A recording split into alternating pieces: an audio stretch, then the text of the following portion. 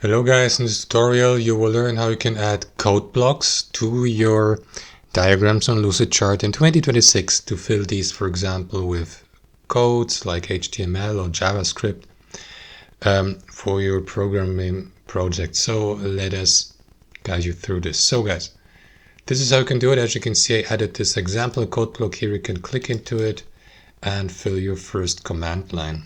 I don't know, I'm not a coding expert, but you use these brackets usually and then enter your command here, ABC123 equals and so on and so forth.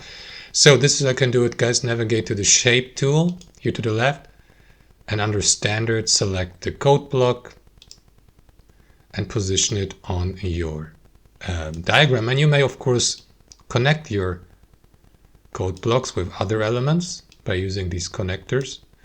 You may customize the size, and as said in the beginning of this tutorial, you may also click into it to add a new command. Skip to the next line by pressing enter,